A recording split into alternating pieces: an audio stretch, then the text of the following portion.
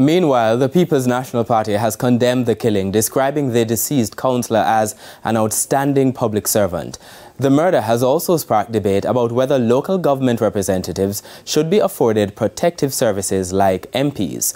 Kirk Wright has our story. The daughter of the deceased councillor arrived hours after he was pronounced dead at the Spanish Town Hospital. The pain of the incident proving too much to bear.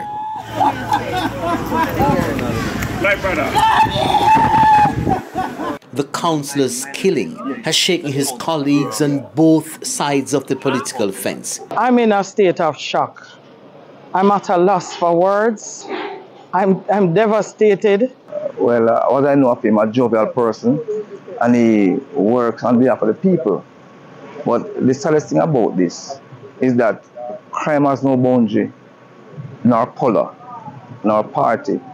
And it is high time that a joint effort be made to curb the whole issue of crime. Councillors from the St. Catherine municipality, headed by Mayor Scott, turned up to show solidarity. I'm lost for words to express. You know, this is the last thing I would expect of a councillor being murdered in his division. Mayor Scott described the former councillor as jovial and hardworking. He says from all accounts, he is convinced he was targeted. It was an assassination. Hence, he ought to have been targeted. And I must say, I saw some postings since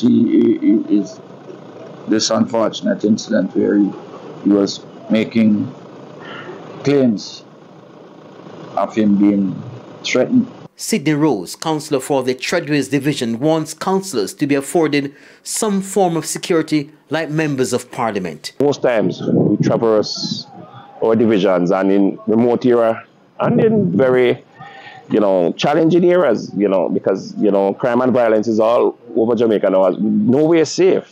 So I'm asking the Minister of National Security and by extension, the Firearm Licensing Authority to look at, expediting or putting in some protocols that councillors can be harmed. Mayor Scott agreed.